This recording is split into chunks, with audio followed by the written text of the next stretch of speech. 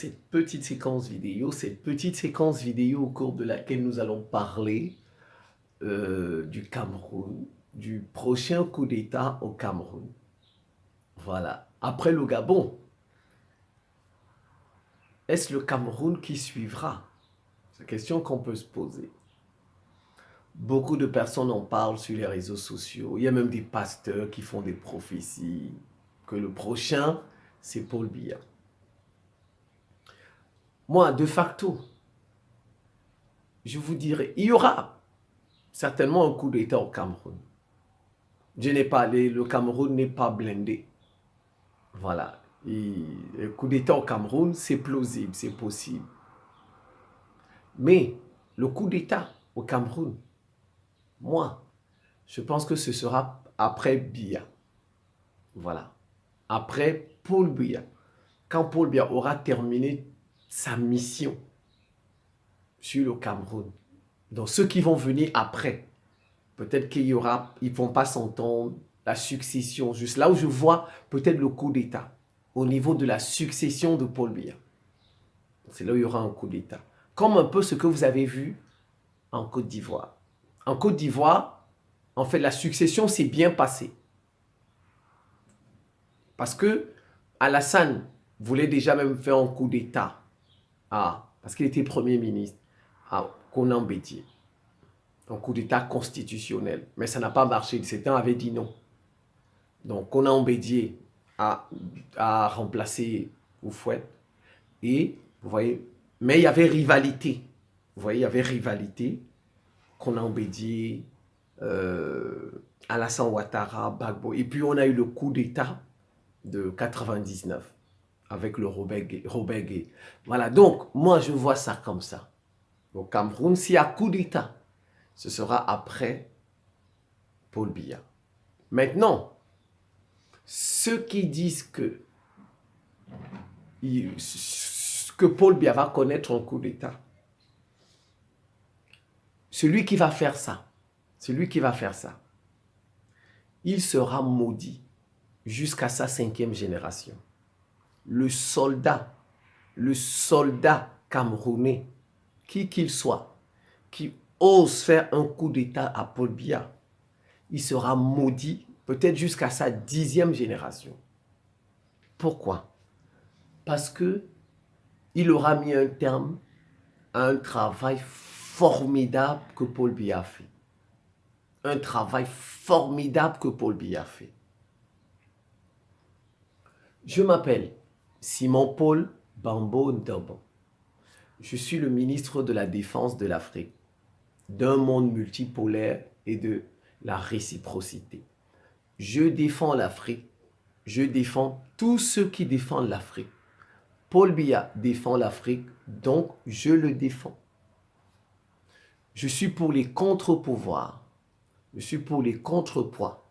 J'ai horreur des monopoles. Peu importe le type de monopole, qu'il soit naturel, artificiel, fabriqué par les hommes, je damne. J'ai horreur de tout type de monopole. Parce que quand des gens ont le monopole, ils vont...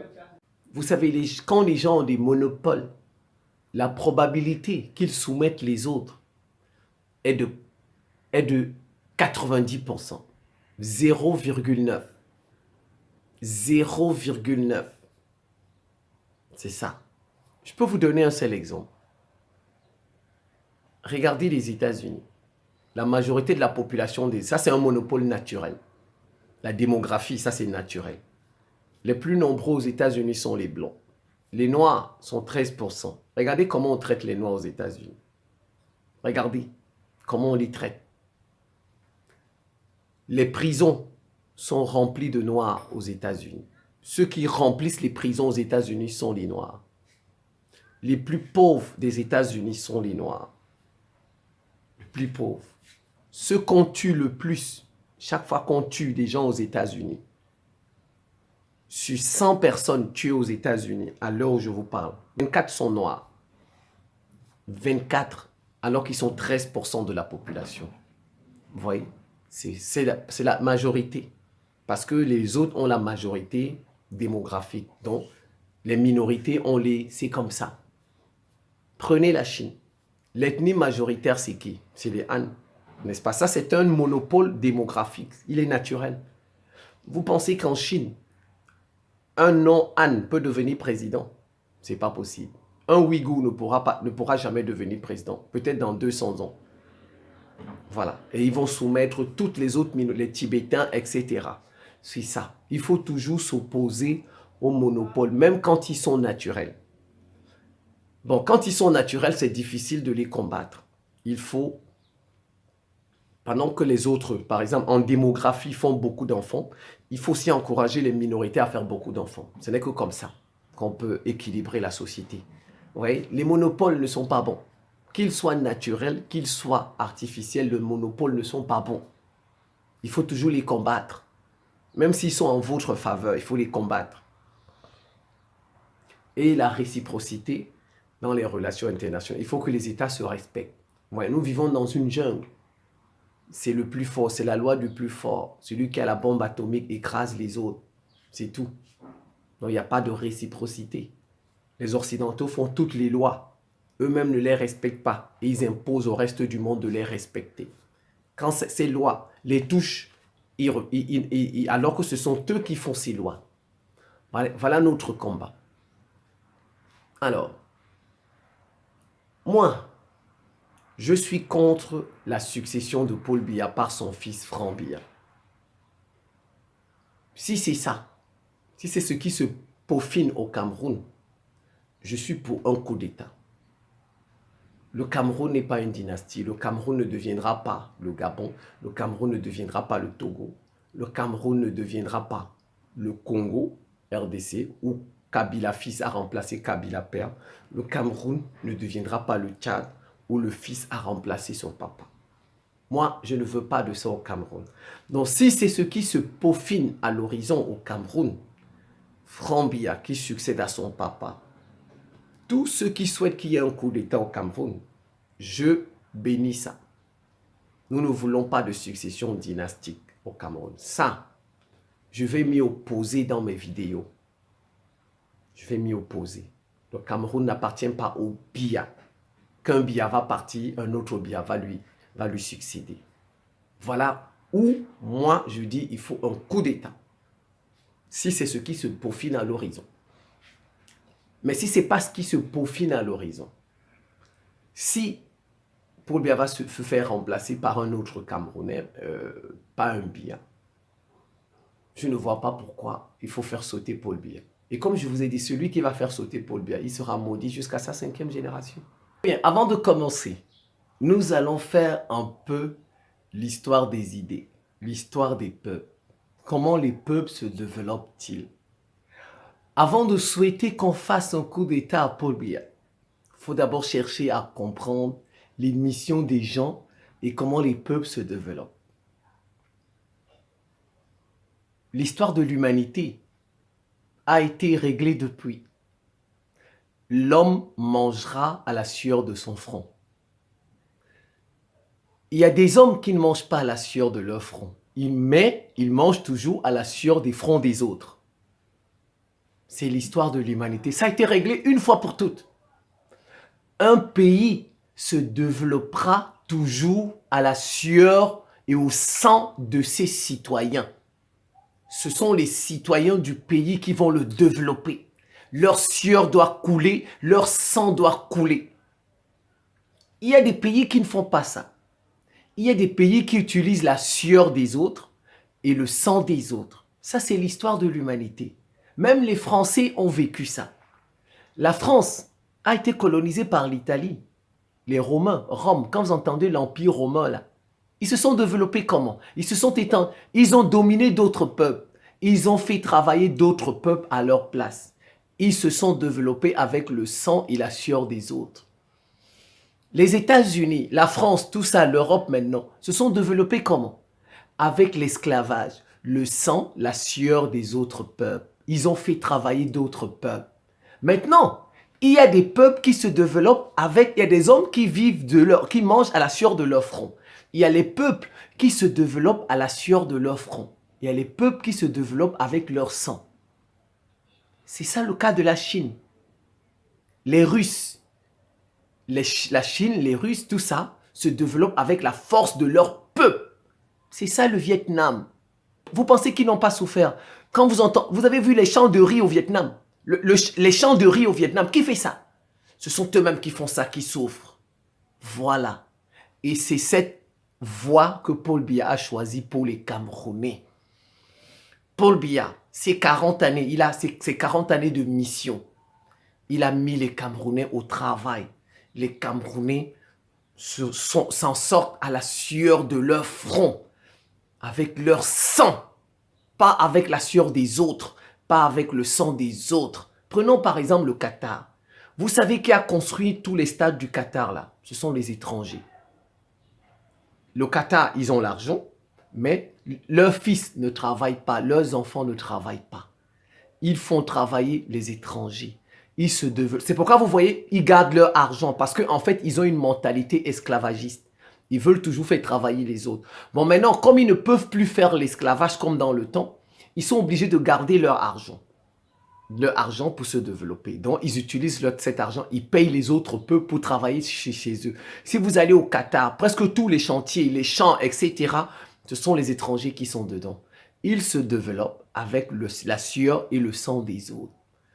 Paul Biya a décidé que les Camerounais vont se développer avec leur sueur, comme ça coule chez moi là, et leur sang.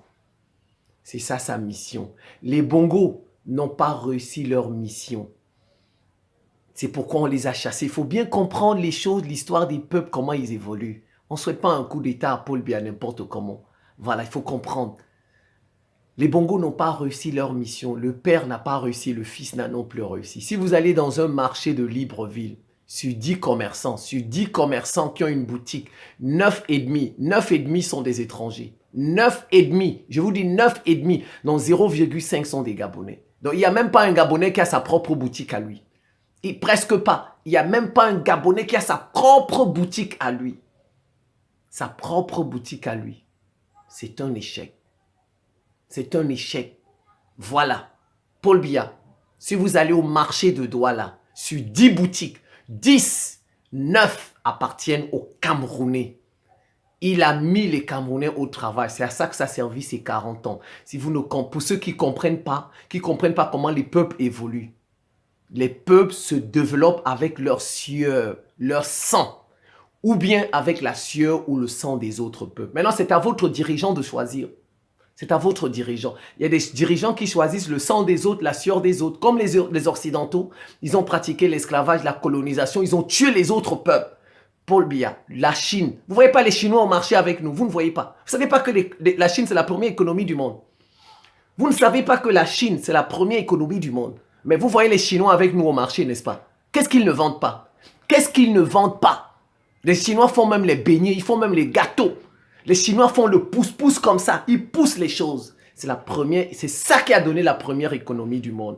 Vous voulez une chose et son contraire. Vous voulez que votre pays se développe, mais vous ne voulez pas payer le prix du développement. Chaque chose a un prix. Chaque chose a un coût. Chaque chose a un prix. Chaque chose a un coût. Vous voulez que vous voulez bien vivre. Mais il faut payer le prix de bien vivre.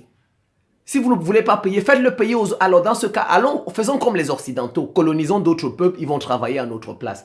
On va piller les richesses, ils vont travailler. À défaut, puisqu'on n'est pas fort, on est obligé d'utiliser nos propres mains, nos propres fils. Et c'est ce que Paul Biya a fait, si vous ne comprenez pas. Vous ne connaissez pas Biya? Je vais vous expliquer qui est Biya. Et je vais vous expliquer le travail qu'il a fait. Je vais vous expliquer et vous allez comprendre.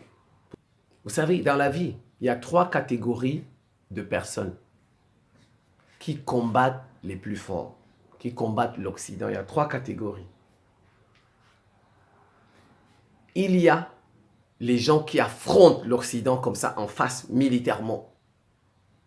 La Russie, l'Iran, la Nord-Corée, Cuba, le Mali, parce que le Mali est dans l'affrontement, affronter la France. Vous voyez? Voilà. L'Érythrée, le Zimbabwe. Voilà. Vous voyez, il y a des pays comme ça qui affrontent l'Occident en face, militairement, même sur le terrain militaire. Voilà, ça c'est la première catégorie. Et il y a une deuxième catégorie ceux qui font des compromis. Ils affrontent l'Occident, mais ils font des compromis. Je vais vous donner un exemple. C'est ce que Mandela a fait à la fin de sa vie. Parce qu'au début, il a affronté l'apartheid en face. Et vous savez, l'apartheid, c'était les Occidentaux qui les soutenaient. Donc, il les a affrontés. On l'a jeté en prison. Après 27 années, il a dealé.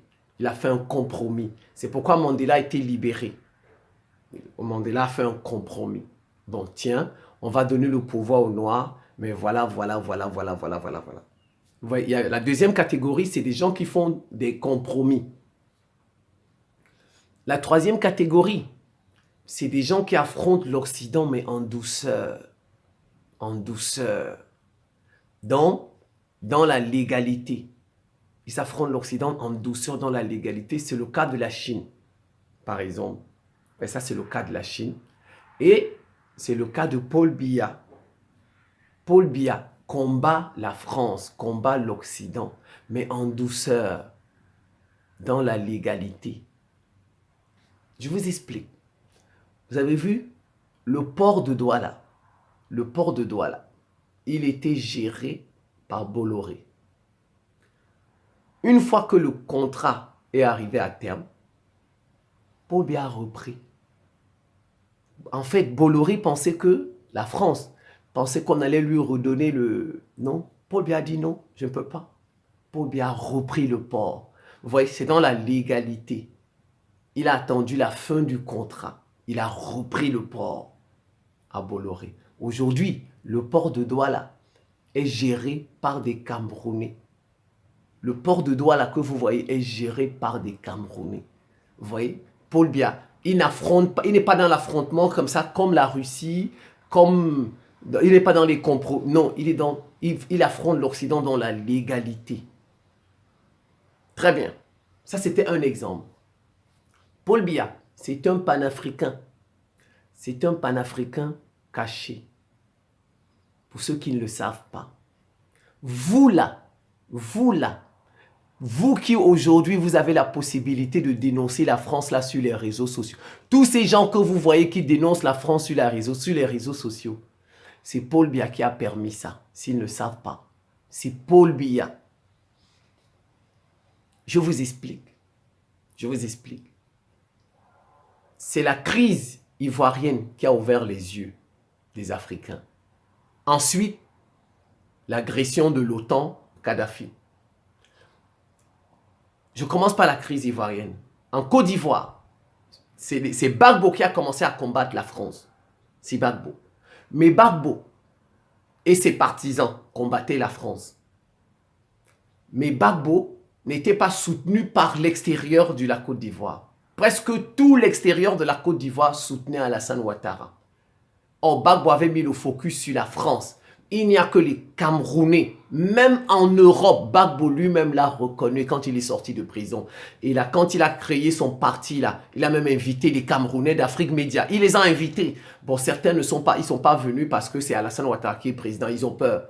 Voilà, c'est Gbagbo les gens d'Afrique Média que vous voyez là. Gbagbo les a invités en Côte d'Ivoire à participer à la création du PPACI pour leur dire merci. Parce que même en Europe, les seuls qui ont soutenu le combat de Gbagbo face à la France, c'était les Camerounais. Et c'est comme ça, c'est dans ce sillage-là que Afrique Média est né. Afrique Média est né en 2008, je pense, 2008 ou 2009, je ne sais plus. Voilà, c'est comme ça que Afrique Média est né. Et Afrique Média a soutenu Gbagbo. Contester la France, contester... En ce temps, personne ne contestait l'Occident en Afrique. Il faut bien comprendre ça. Jusqu'en 2005. Jusqu'en 2005. Allez, si vous voulez. La preuve. Je peux vous donner la preuve. La preuve. Allez sur les réseaux sociaux. Vous fouillez tous les réseaux sociaux les plus vieux. Les plus vieux réseaux sociaux. Vous allez les voir. Bon, sauf si peut-être on a, comme par exemple les miens, on a supprimé quelques temps. Vous allez voir, par exemple, il y a un Togolais là qu'on appelle comme l'ange, je ne sais pas trop, un Togolais là. Lui, là, par exemple, son YouTube date de 2011. Vous allez voir, ceux qui ont contesté, qui ont commencé à contester l'Occident. Je n'ai pas dit contester les présidents africains. Je dis quand on a commencé à contester la France, contester les États-Unis, vous allez voir les plus vieux réseaux sociaux datent de 2011. Avec 2011, où vous allez voir des Africains qui contestent la France, qui contestent. Je n'ai pas dit, il y avait les réseaux sociaux. Moi, par exemple, mon Twitter, je l'ai fait en 2011. Mais en 2007, par exemple, il y avait des Africains qui avaient Facebook, mais c'était des photos qu'ils mettaient dedans. C'était des photos, leurs photos, etc. Mais je dis la contestation, quand les gens ont commencé comme ça, vous allez voir le plus vieux Facebook, le plus vieux YouTube, le plus vieux Twitter africain de l'Afrique francophone qui conteste l'Occident date de 2011. Date de 2011. Allez même chercher les Facebook, les YouTube de Kémy Séba. Vous allez voir, le premier, où il compte. Ça c'est minimum 2013. Ça, c'est 2013. Afrique Média a commencé à contester la France avec la crise ivoirienne là, depuis 2008-2009. C'est Afrique Média qui a libéré la parole en Afrique, si vous ne savez pas ça. Afrique Média, c'est où? C'est au Cameroun. Ça veut dire que c'est le président Paul Biya qui a permis cela. Si ce n'était pas un panafricain, il n'aurait jamais... Il n'y a pas un média comme ça à cette époque au Togo. Il n'y avait pas un média comme ça au Sénégal. Il n'y avait pas un média comme ça dans un pays africain francophone. Il n'y en avait pas. Ça veut dire que c'est Paul Biya qui a permis ça. Si tu n'es pas panafricain, si tu n'es pas patriote, tu ne peux pas permettre un média comme ça chez toi. Et allez vous renseigner. La France a fait tout pour fermer Afrique Média. La France a fait tout et pour tout au Cameroun pour fermer Afrique Média. Si tu n'es pas patriote, si tu n'es pas panafricain, tu ne peux pas faire ça. Tu ne peux pas. Donc, si vous, aujourd'hui là, vous êtes capable de prendre votre caméra, vous insultez la France comme vous voulez là, nous tous, il y a des pionniers, il y a des gens qui ont ouvert la voie. Et la voie là, ce sont les Camerounais, c'est Afrique Média au Cameroun. Donc il a fallu qu'un président permette cela. Et ce président, c'est Paul Biya. Donc vous là, quand il n'y avait pas ça avant. Ce que vous voyez sur les réseaux sociaux, il n'y avait pas ça. Il n'y avait que Afrique Média qui contestait la France, je dis l'Occident. C'était pas possible, tout le monde avait peur. Tout le monde. Donc c'est Paul Biya qui a permis ça.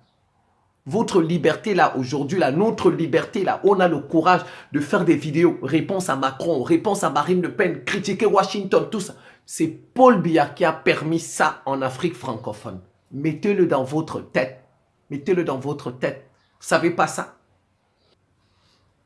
On continue. Vous savez, Paul Biya n'a pas été élu quand il venait au pouvoir. Paul Biya, on lui a donné le pouvoir.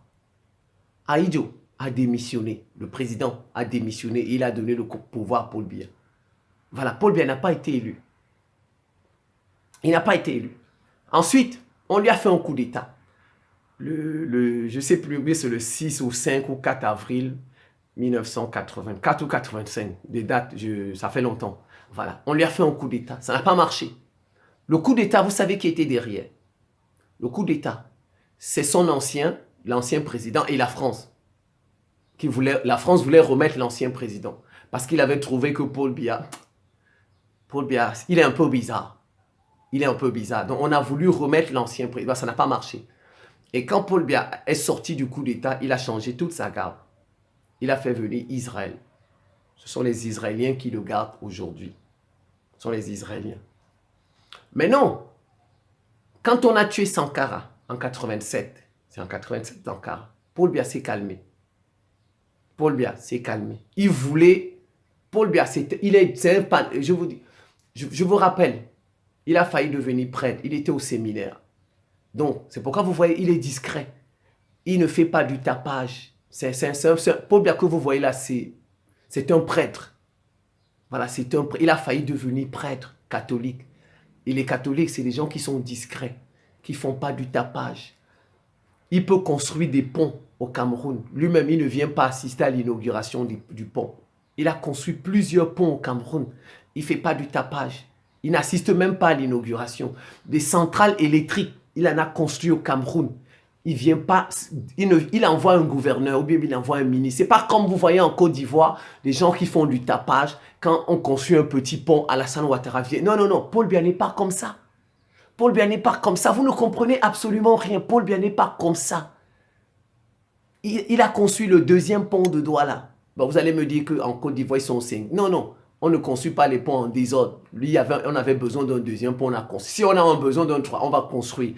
Le deuxième pont, c'est pour relier, parce que Douala est divisé en deux. Il y a un fleuve qui sépare Douala en deux. Donc, ça fait qu'il y a 2 Douala. Donc, pour relier les 2 Douala, il y avait déjà un pont. Bon, maintenant, ce pont-là, il était vieillissant. On a construit un deuxième pont. Paul Biya lui-même ne l'a pas inauguré. On vient de construire une centrale nucléaire à Nachigal, la ville qu'on appelle Nachigal. Ce n'est pas lui. Paul Biya ne fait pas du tapage. Il n'est pas comme ça. Il n'est pas comme ça. Je continue. Donc, quand on a tué Sankara, c'est là où il s'est calmé. Il a dit, ah ben tiens, si je joue là, je veux jouer les... Déjà, j'ai échappé à un coup d'État. On vient de tuer Sankara en 87. Je me calme. C'est comme ça, vous avez vu, Paul Biya s'est calmé. Il a dit, je suis le meilleur élève de la France. C'est pourquoi vous voyez parfois certains le critiquent pour dire qu'il est le meilleur élève de la France. Parce qu'il savait qu'il n'était plus... La France ne l'appréciait plus beaucoup. Voilà. Donc il fallait qu'il redonne des gages à la France. Après la mort de Sankara, il fallait qu'il redonne des gages parce qu'il a paniqué. Si on a tué Sankara, moi je viens de rater un coup d'État. Donc il faut faire attention, il ne faut pas jouer. Mais maintenant, il a rouvert les yeux en 2006. En 2006, il a rouvert les yeux.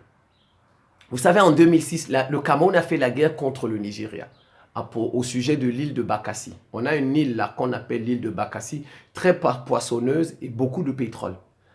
Mais bon, vous savez, les Nigérians sont 200 et quelque chose de millions. Les Camerounais sont moins de 30 millions. Donc les Nigérians sont les plus nombreux dans cette île, puisque cette île est au Cameroun, à la frontière avec le Nigeria. Donc les Nigérians sont les plus nombreux dans cette île, la population. Donc ils font comme si c'est leur île, mais non. Voilà, donc leur gouvernement a dit, ah ben on va prendre cette île. Ils ont fait la guerre. Le Cameroun a résisté face au Nigeria. Le Nigeria ne nous a pas battus militairement, on s'en est sortis, on les a bastonnés. Militairement, ça c'est Paul Biya. L'armée du Cameroun que vous voyez là, elle est forte. Elle est forte. Les Camerounais peuvent dormir tranquilles parce qu'on a une armée forte. C'est le travail de Paul Biya. On a battu le Nigeria. Le Nigeria voulait nous arracher une île. On a battu le Nigeria. 250 millions d'habitants, 2006. Qu'est-ce qui s'est passé? Paul Biya a demandé le soutien de la France. Parce qu'il y avait des accords de défense avec la France. Si un pays, le Cameroun, est attaqué, la France doit défendre le Cameroun. La France n'a pas fait ça. Parce qu'en fait, elle a aussi des intérêts au Nigeria. La France n'a pas fait ça. C'est ce jour-là que Paul Biya a lavé les mains avec la France. Et il a dit qu'il va libérer le Cameroun en 2006. C'est ce jour. Puisque la France n'a pas respecté les accords de défense qu'il a liés au Cameroun. Le Cameroun s'en est sorti face au Nigeria seul, militairement. Et ensuite, l'affaire est partie en justice. La justice a tranché. Parce que sur le terrain militaire, le Nigeria ne parvenait pas donc. C'est la justice qui a tranché. On a repris notre île. Et c'est comme ça que depuis ce jour, Paul Biya a dit, il va diminuer l'influence de la France. Je vous rappelle, quand Paul Biya montait au pouvoir, dans les années 80, l'économie du Cameroun était entre les mains de la France à 40%. C'est la France qui détenait l'économie du Cameroun à 40%. 40%, je vous dis. Aujourd'hui, en 2023, la France n'a que 10% de l'économie du Cameroun. 10%. Il a fait un travail formidable. 10% au Cameroun. Si vous voyez 10 banques camerounaises, 7 appartiennent aux Camerounais. 7 banques appartiennent aux Camerounais. Au Cameroun, si vous avez 10 hommes, les 10 hommes les plus riches du Cameroun, les 7 premiers sont Camerounais. Les 7 premiers sont... C'est simple, c'est très simple. Allez faire la même liste en Côte d'Ivoire. Allez faire la même liste en Côte d'Ivoire. Allez prendre les 10 hommes les plus riches de la Côte d'Ivoire. Les 10 hommes les plus riches de la Côte d'Ivoire. Vous verrez, 5 sont ivoiriens. Vous allez voir entre 5 et 6 sont ivoiriens. Donc 5 ou 4 sont étrangers. Ce qui n'est pas le cas du Cameroun. Et je vous dis la liste des 10 hommes les plus riches du Cameroun. 7 à 8 sont camerounais. 7 à 8. Peut-être même 9 sont camerounais. Donc Paul Biya, qu'est-ce qu'il a fait? Il a donné l'économie du Cameroun aux Camerounais. Il a aujourd'hui... Et il a mis, contrairement à la Côte d'Ivoire, c'est pourquoi, parce que les gens l'attaquent sur le développement économique. J'en viens. Les gens l'attaquent sur le développement économique. Il a construit quoi? Il a fait quoi? Il a fait quoi? Il a quelle infrastructure? Non, non, non. Allons-y. Si vous voulez, on peut comparer. Bon, j'ai pas un problème particulier avec les Ivoiriens. Si vous voulez comparer Cameroun, Côte d'Ivoire, Sénégal, le nombre d'universités qu'il y a au Cameroun, le nombre d'universités qu'il y a en Côte d'Ivoire. Allez les compter. Allez les compter. La Côte d'Ivoire n'a pas plus d'universités que le Cameroun. Le Sénégal n'a pas plus d'universités que le Cameroun. Du tout. Du tout. Le kilométrage, le nombre de kilomètres de route. Cherchez le nombre de kilomètres de route du Sénégal, de la Côte d'Ivoire, du Cameroun. Vous comparez. Cherchez le nombre de stades de football, Sénégal, Cameroun, Côte d'Ivoire, vous comparez. Cherchez le nombre d'hôpitaux, vous comparez. Les Camerounais ne font pas de tapage. Les Camerounais, ce n'est pas des gens qui font du bruit sur leur... Parce qu'en fait, ils détestent tellement Paul Biya, parce qu'il a fait beaucoup de temps. C'est ça le problème des Camerounais. Ils détestent tellement Paul Biya que, même s'il construit des écoles, des routes, des universités, on n'acclame pas ça. On n'acclame pas. On n'acclame pas. C'est ça, les Camerounais n'acclament pas les réalisations de Paul Biya. Mais je vous mets au défi. Moi, allez compter le nombre d'aéroports qu'il y a au Cameroun, qu'il y a en Côte d'Ivoire, qu'il y a au Sénégal. Vous comparez le nombre d'aéroports, le nombre d'hôpitaux. Vous les comparez, vous les comptez. Le nombre d'universités, le nombre d'écoles, de lycées, le nombre de marchés, le nombre de... allons-y. Vous allez voir que ces pays-là ne dépassent pas, n'ont pas plus de routes que le Cameroun. Ces pays-là n'ont pas plus d'aéroports que le Cameroun. Le Cameroun, c'est la première puissance économique de l'Afrique centrale. Première puissance économique de l'Afrique centrale, le Cameroun. C'est le Cameroun qui nourrit le Tchad, la nourriture. Le Cameroun nourrit le Centrafrique. Le Cameroun nourrit le Congo, Brazzaville. Le Cameroun nourrit le Gabon. Le Cameroun nourrit la Guinée équatoriale. Le Cameroun nourrit Sao Tomé et Principe. Le Cameroun fait des échanges agricoles avec le Nigeria. La nourriture du Cameroun va jusqu'au Congo-Kinshasa. Jusqu'au Congo-Kinshasa. Allez au fret. L'aéroport de Douala, allez au fret. Vous verrez la quantité de nourriture qui arrive en Europe. Le Cameroun nourrit l'Europe en nourriture. Le Cameroun est la première puissance agricole d'Afrique centrale, la première puissance. Et ça, c'est le travail. Parce que Paul Biya, il a mis les Camerounais au travail. Il les a fait souffrir. Paul Biya a sacrifié son peuple pour le développement du Cameroun. Ce que, par exemple, Houphouët-Boigny n'a pas fait. Houphouët-Boigny, il a préservé ses enfants, les Ivoiriens, et il a fait travailler les étrangers, les Burkinabés, les Maliens. Ce sont les Burkinabés et les Maliens qui ont fait le cacao tout ce temps-là en Côte d'Ivoire. Vous voyez, c'est ça la différence. Houphouët-Boigny, il a préservé globalement les Ivoiriens de la souffrance. Il ne les a pas fait travailler. Il ne les a pas mis au travail. Paul Biya, il a fait... C'est pourquoi vous voyez au Cameroun, nous n'avons pas de problème d'étrangers. Parce que Paul Biya a fait travailler les Camerounais eux-mêmes. Et pourtant, au Cameroun, il y a à peu près 5 millions d'étrangers. En Côte d'Ivoire, il y en a peut-être 7 millions. Mais vous regardez, regardez, 7 millions et 5 millions, il n'y a pas grande différence. Mais vous n'entendrez jamais des problèmes d'étrangers au Cameroun. Parce que, en fait, Houphouët-Boigny a plutôt fait travailler les étrangers. Donc, les étrangers, là-bas, maintenant, se sentent comme Ivoiriens. Parce qu'ils ont travaillé pour le pays. Ils se disent, ils ont aussi leur part, leur sang à couler, leur sueur à couler. Au Cameroun, ce sont les Camerounais qui ont travaillé. C'est pourquoi vous voyez les gens le détestent, parce qu'ils souffrent. Mais pour devenir première puissance mondiale, ce n'est pas dans la joie. Ce n'est pas dans la joie pour devenir première puissance mondiale. La Chine. Dites-moi, vous pensez que la Chine est devenue une puissance économique? Ça fait 2 ans que la Chine a réglé la question de la pauvreté. Ça fait 2 ans, en 2021 là, où Xi Jinping a sorti 600 millions de Chinois de la pauvreté. Depuis l'année, ça fait 2 ans. Ça fait 2 ans. Donc ça veut dire qu'il y avait 600 millions de Chinois dans la pauvreté depuis. Donc, ils ont travaillé dur. Aujourd'hui, la Chine... Le problème, c'est que les gens on ne veut pas souffrir. Nous tous, on souffre. Nous souffrons tous. Mais vous pensez que vous allez hisser votre pays avec les mains des autres? Avec les mains des autres. Les efforts des étrangers. Comme la Côte d'Ivoire, par exemple. C'est pourquoi vous voyez, il y a tellement de problèmes d'étrangers, de nationalité là-bas. Voilà. C'est pas au Cameroun, Paul Biya a hissé le Cameroun avec les efforts des Camerounais. Avec la souffrance des Camerounais. C'est pourquoi vous voyez les Camerounais souffrent. Et ils se plaignent. Mais le Cameroun est la première puissance économique, première puissance agricole. La France ne détient l'économie du Cameroun à hauteur de 10%. C'est tout. C'est 2015. 2015. François Hollande dit qu'il va aider le Cameroun militairement dans la coopération. 2015. 2016, la crise anglophone commence.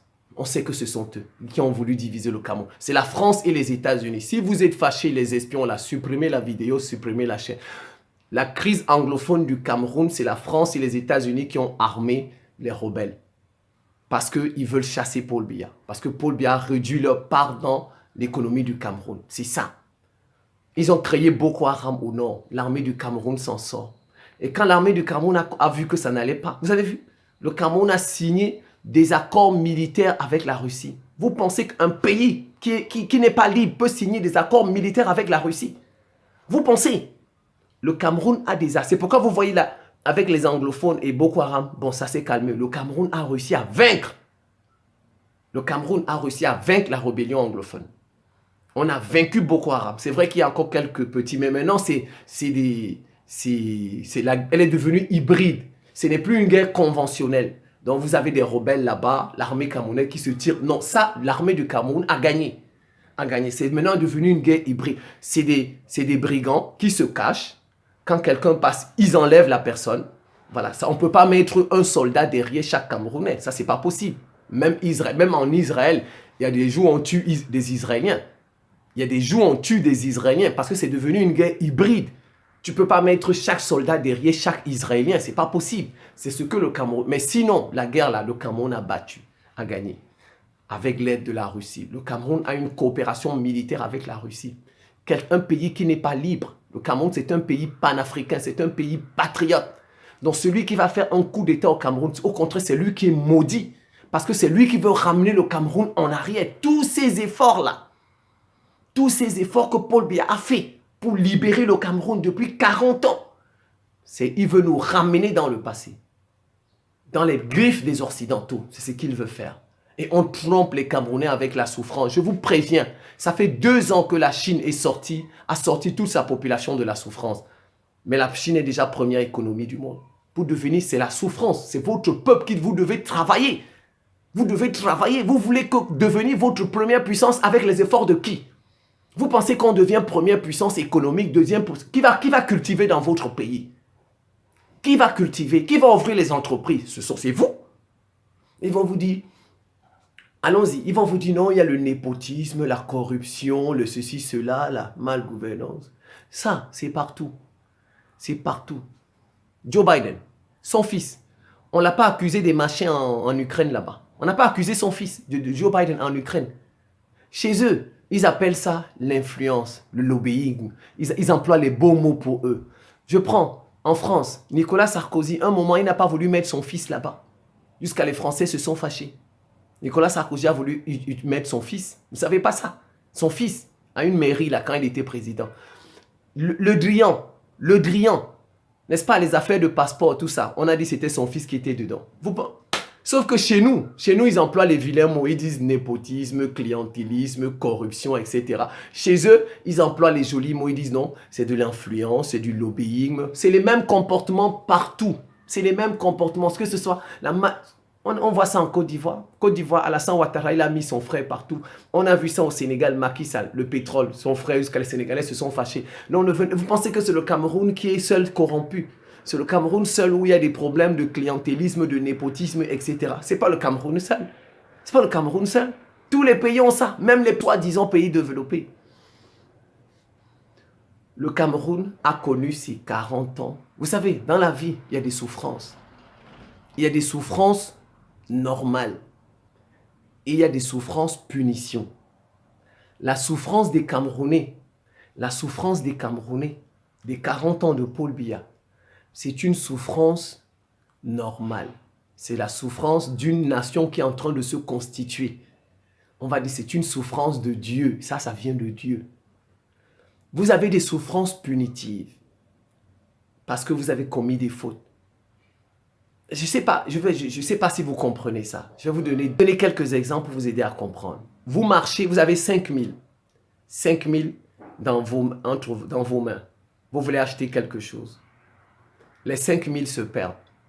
C'était le seul argent que vous aviez. Ça, c'est une souffrance, c'est une peine. Mais ça, c'est une peine. Peut-être qu'il y avait quelqu'un qui avait plus besoin de ces 5 000 là que vous. Voilà, que vous. Et si vous allez voir les 5 000 là, quelqu'un d'autre va ramasser ça. Donc, ça voudrait dire, ça sont des hypothèses. Peut-être qu'il y avait quelqu'un qui avait plus besoin de ces 5 000 que vous. Et c'est lui qui a bénéficié de ça. Ou bien, vous pensiez que ce que vous allez acheter là est tellement important que vous ne pouvez pas vivre sans ça. Donc, les 5 000 sont tombés pour vous permettre de comprendre que ce que vous vouliez acheter là, vous pouvez vivre sans ça. Voilà, ça c'est le type de souffrance que nous connaissons au Cameroun. Les souffrances du Cameroun sont des souffrances normales, sont des souffrances de la vie. Les 40 ans de Paul Biya, c'est la souffrance. Comme vous voyez. Maintenant, il y a des gens, ils tuent, ou bien ils volent. Ils volent 5 000 à quelqu'un, on le met en prison. Vous voyez, lui, sa souffrance, c'est une souffrance punitive. C'est le cas, par exemple, des pays comme la Côte d'Ivoire. Vous voyez, la Côte d'Ivoire a déstabilisé beaucoup de pays. La Côte d'Ivoire a la main dans la mort de Sankara. Donc, vous voyez, les souffrances que les Ivoiriens vivent aujourd'hui, parfois, c'est des punitions. Le Cameroun n'a jamais fait de mal à qui que ce soit comme pays. Je vous rappelle, aucun président du Cameroun n'a cherché à déstabiliser son voisin. Aucun. Même en 1966, quand il y a eu la guerre du Biafra, Ahidjo a dit niet à la France. Moi, je ne peux pas déstabiliser le Nigeria. Parce que la France voulait, la guerre du Biafra voulait diviser le Nigeria. Le Cameroun a dit non. Vous savez qu'il y a l'armée du Cameroun en Centrafrique. Les Camerounais ont un bataillon en Centrafrique pour protéger les Centrafricains. Le Cameroun, ce n'est pas un pays qui déstabilise ses voisins. Donc les souffrances des Camerounais ne sont pas des souffrances punitives. Les souffrances des Camerounais sont des souffrances d'une nation qui se constitue. Vous savez, au départ, nous n'avions pas de nation, nous n'avions pas d'État. On avait des clans, des ethnies, voilà, on avait des royaumes, mais des royaumes constitués le plus souvent de la même ethnie. Voilà, les Européens nous ont apporté la notion d'État, la notion de nation. Nous sommes en train de former des nations, des États. Et les souffrances que vous voyez au Cameroun, ce sont des souffrances de formation d'un État. C'est le soubassement. C'est le soubassement. Pour construire un immeuble, on met d'abord les fondations. Les souffrances du Cameroun, ce sont des souffrances d'une fondation. Paul Biya est en train de former les Camerounais. Il faut qu'ils souffrent, qu'ils sachent ce qu'est la souffrance, le travail de la terre. Aujourd'hui, les Camerounais se débrouillent, pas possible. Les Camerounais se débrouillent. Les Camerounais sont dans tous les secteurs. Il n'y a pas un secteur économique où vous ne trouverez pas des Camerounais. Ça, c'est la souffrance qui fait ça. Nous-mêmes, on endure ça. Mais aujourd'hui, le Cameroun est la première puissance économique de la région. Le Cameroun est la première puissance agricole de la région. C'est parce que les Camerounais ont souffert. Ça les a amenés à prendre conscience qu'il faut être dans chaque secteur de l'économie. Et c'est comme ça que ça, vous voyez, ça se passe bien.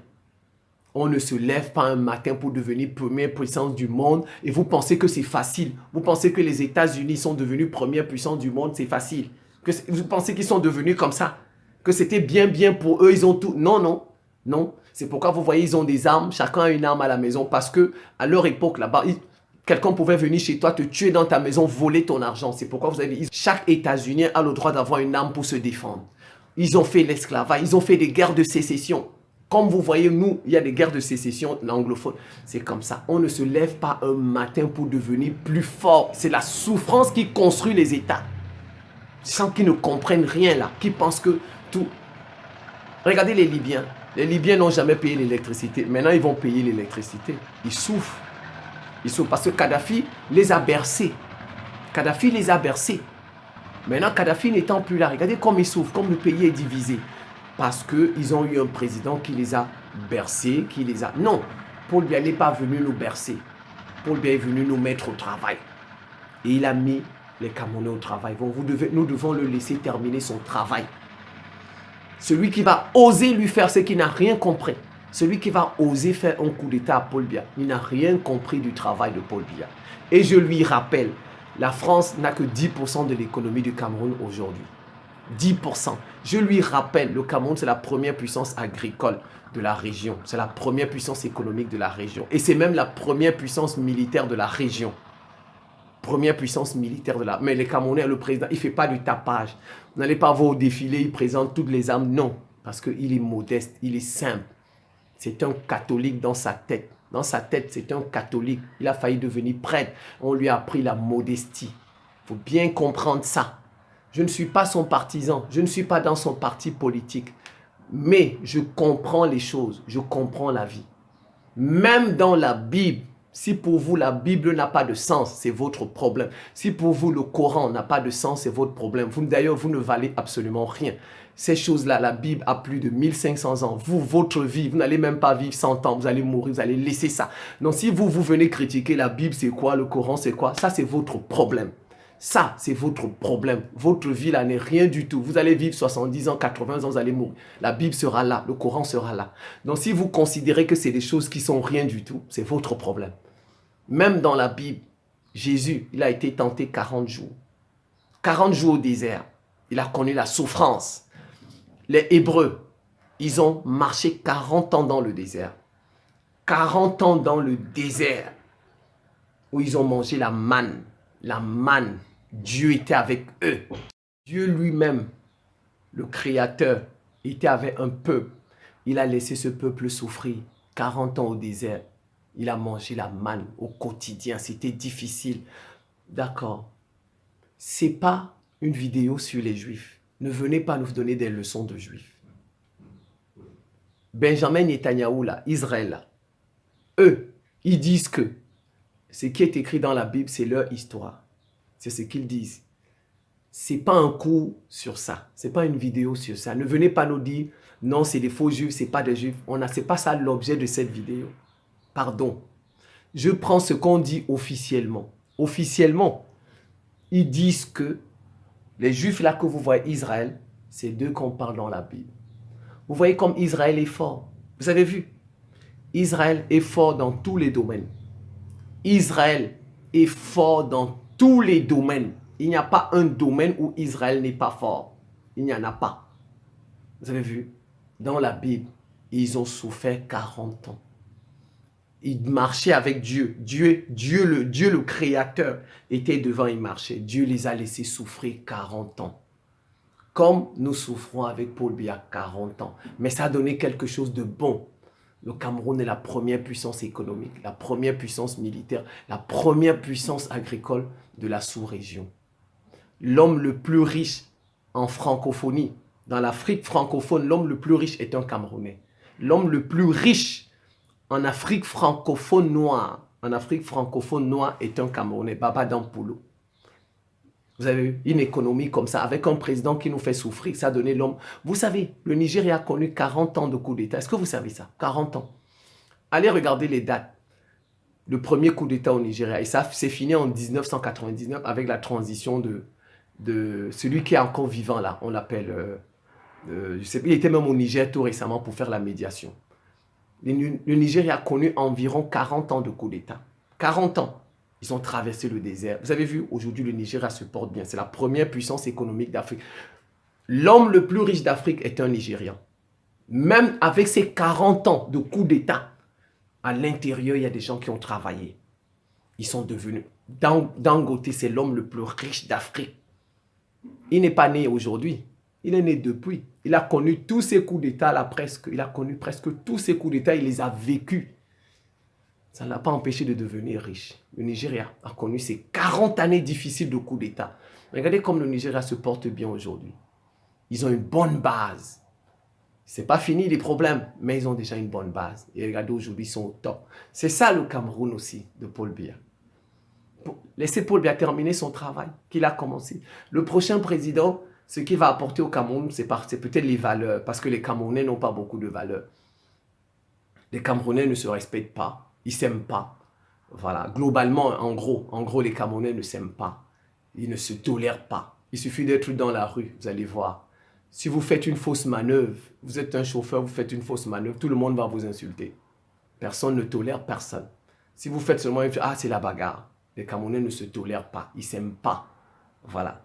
Je pense que peut-être ça, ce n'est pas le travail de Paul Biya. C'est le prochain président qui viendra après Paul Biya qui va faire ce travail. La mission de Paul Biya, c'était de mettre les Camerounais au travail. Et ça, je pense qu'il a réussi. Maintenant, il faut attendre juste qu'il parte. N'allez pas gâter le travail qu'il a fait depuis 40 ans avec un faux coup d'État qui n'a aucun sens. Parce qu'on ne sait pas à quoi il va servir ce coup d'État. Le Cameroun n'est pas la chasse gardée de la France. Le Cameroun n'a pas besoin d'être libéré de qui que ce soit. Le Cameroun est un pays libre. Il n'y a que le franc CFA qui pose problème pour le moment. Mais bon, ça, je ne sais pas pourquoi il garde encore le franc CFA. Je ne sais pas. Je ne sais pas. Peut-être que c'est stratégique. Peut-être qu'il y a peut-être la pression des États-Unis parce que vous savez, le franc CFA, il est géré par tous les Occidentaux. Il n'est pas que géré par la France. Il est géré par la Banque Centrale Européenne, par le FMI, par le Trésor des États-Unis. Or, les États-Unis, ce sont eux qui émettent les dollars. Donc, peut-être que si les Noirs décident de faire tomber le franc CFA, on ne va plus nous donner des dollars ou bien on va nous enlever de SWIFT et on n'est pas prêt. Nos pays ne sont pas prêts. Nous ne sommes pas la Russie.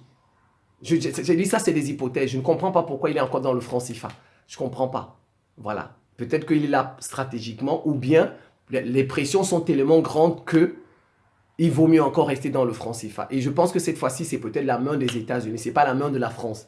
Parce que si ce n'était que la France, on serait déjà sorti du franc CFA. La France ne fait pas peur à quelqu'un. C'est peut-être la main des États-Unis qui est dans le franc CFA, qui fait que, parce que c'est lui qui produit, ce sont les États-Unis qui donnent les dollars. Ils peuvent vous réduire les dollars, puisque tout ce que nous vendons, le commerce international, c'est en dollars. Il suffit que les États-Unis te bloquent là-bas et qu'ils te bloquent SWIFT, c'est fini. Donc tu demanderas pourquoi tu as fait tomber ton franc. Je pense que c'est peut-être ça, j'en sais rien, je ne sais pas. Donc le seul hic de Paul Biya, le seul hic du Cameroun pour se libérer, il manque juste le franc CFA, qu'il fasse tomber le franc CFA, c'est tout. Le Cameroun est un pays libre, libre. Personne ne commande le Cameroun. Le Cameroun fait sa coopération avec qui il veut. Si le militaire, là, il va venir apporter quoi? Qui va faire le coup d'État pour le bien? Il va apporter quoi? Quel changement? La souffrance. La souffrance a fait, on a des agriculteurs aujourd'hui. Il va apporter quoi? Celui qui va faire le coup. Dites-moi, celui qui va faire le coup d'État, il va apporter quoi aux Camerounais? Dites-moi, qu'est-ce qu'il va nous apporter? Dans les commentaires, dites-nous ce qu'il va nous apporter. Le Cameroun est la première. Les Camerounais n'ont pas faim. Ils n'ont pas faim. Ils n'ont pas faim. C'est nous qui nourrissons tous les pays voisins, je vous ai dit. C'est nous qui nourrissons. Et je vous donne la preuve. Vous allez voir, le Cameroun est particulier. La guerre anglophone, là, on a eu 3000 morts. 3000 morts au Cameroun. Est-ce que vous savez ça? Dites-moi, vous avez déjà vu un réfugié camerounais, vous? Dites-moi, est-ce que vous avez déjà vu un Camerounais qui vous a dit qu'il est un réfugié? Dites-moi, vous avez déjà vu un Camerounais, vous, dans n'importe quel pays, là, dans n'importe quel pays où vous allez, là, vous avez déjà vu un Camerounais qui vous a dit que lui, il est un réfugié de la guerre, là? Nous, on a eu 3000 morts. La Côte d'Ivoire, avec Gbagbo, là, ça fait 3000 morts aussi. 3000 morts. Les Ivoiriens sont réfugiés partout. Ils ont fui. Vous avez vu, même dans les médias, on parle des réfugiés ivoiriens. Vous avez déjà entendu dans un média international, on parle des réfugiés camerounais. Vous avez déjà entendu? On n'en parle pas. Et même les Camerounais, ils sont même réfugiés dans leur propre pays. Donc, ils sont dans leur pays. Vous voyez, c'est pas la même... Le Cameroun, ne comparez pas le Cameroun à c'est pas la même chose. Même les réfugiés camerounais, vous ne les connaissez pas. Et pourtant, il y a la guerre au Cameroun. C'est complètement différent. Et vous avez déjà vu un fonctionnaire international du Cameroun? Vous avez déjà vu un fonctionnaire, comme les Alassane Ouattara qui était à la Banque mondiale. Au Cameroun, il n'y en a pas. Parce que les Occidentaux connaissent Paul Biya. Ils ne peuvent pas. C'est la France, les Occidentaux, qui nomment les fonctionnaires internationaux. On ne nomme pas les Camerounais. Pourquoi? Parce qu'ils connaissent le travail de Paul Biya. Ils savent que Paul Biya est contre eux. Ils le savent, ils ne sont pas bêtes. Citez-moi un fonctionnaire international de renommée, là, un Camerounais. Vous pensez qu'au Cameroun, il n'y a pas de brillants hommes qui peuvent être des fonctionnaires internationaux? C'est l'Occident qui fait des fonctionnaires internationaux. C'est l'Occident qui vous prend et vous nomme. Comme ils ont pris Alassane Ouattara, ils ont mis au FMI. Comme ils ont pris Tidjane Thiam, ils ont mis en Suisse là-bas. C'est l'Occident qui vous prend. Ce n'est pas Tidjane Thiam qui est allé là-bas. Il n'est pas le plus intelligent au monde. Il y avait des gens qui pouvaient faire ce travail mieux que lui. Mais c'est l'Occident qui a choisi, qui a dit, bon, on va faire de cet Ivoirien, on va le faire rayonner. On va faire d'Alassane Ouattara, on va le... Comme vous avez vu, ils ont pris les Jacques Diouf, ils ont mis les Moctambo, ils ont mis à l'UNESCO, les Jacques Diouf, ils ont mis au FAO, etc. C'est l'Occident qui choisit. Vous avez vu un Camerounais là-bas? Non, parce que les Occidentaux ont peur des Camerounais. Ils savent que les Camerounais sont des contestataires dans l'âme. Nous les contestons dans l'âme. Donc, c'est le travail de Paul Biya. Pour ceux qui ne comprennent pas là, qui parlent, ils parlent. Les Camerounais contestent l'Occident dans l'âme. En Afrique noire, on est presque le seul pays qui a fait la guerre contre la France pour les indépendances. Le seul. L'Algérie en a fait, en Afrique du Nord. Nous, en Afrique la noire, là, on a fait contre la France. Comme ça, Ils le savent. C'est pourquoi vous voyez, ils mettent même Eto'o. Eto'o n'a pas eu le ballon d'or en Europe. Vous savez pourquoi? C'est ça. C'est pas que Eto'o n'était pas un bon joueur. Ils n'ont pas donné de ballon d'or à Eto'o. Pour ne pas faire rayonner un Camerounais, c'est tout. C'est par jalousie. C'est parce qu'ils savent que les Camerounais sont des contestataires, sont des résistants dans l'âme. Il n'y en a pas. Il n'y en a pas. Les fonctionnaires internationaux, les prix des Camerounais, il n'y en a pas. On donne toujours des prix aux autres. Parce qu'ils se méfient des Camerounais. Donc, celui qui va venir faire un coup d'État là, rien compris au Cameroun. Il n'a rien compris. Il n'a rien compris. Maintenant, le prochain président du Cameroun, après Paul Biya, il va juste nous apporter des valeurs. Parce qu'il faut que les Camerounais aient des valeurs, qu'ils s'aiment entre eux, qu'ils se tolèrent. Au Cameroun, vous pouvez encore trouver un enfant qui frappe son papa. Vous pouvez trouver un enfant qui frappe sa maman. Un enfant qui frappe sa maman, qui frappe son papa. Ce qui n'est pas normal. Voilà, c'est ça maintenant le problème des Camerounais, les valeurs. Si vous regardez les réseaux sociaux, vous allez voir des Camerounais. Ils mettent tous leurs problèmes sur les réseaux sociaux. Si sa femme le gifle, il explique dans les réseaux sociaux. Si on a volé dans son entreprise, il met sur... Ces gens qui n'ont pas de valeur, qui font des choses comme ça. Quelqu'un qui t'explique toute ta vie sur les réseaux sociaux. Regardez tous les jeunes Camerounais que vous voyez sur les réseaux sociaux là, ils font ça. Parce qu'ils n'ont pas d'éducation, ils n'ont pas de valeur. Voilà, ils ne croient en rien. Ils ne croient en rien, ils n'ont pas de valeur. Voilà. On te vole dans ton entreprise, tu mets sur tous les réseaux sociaux.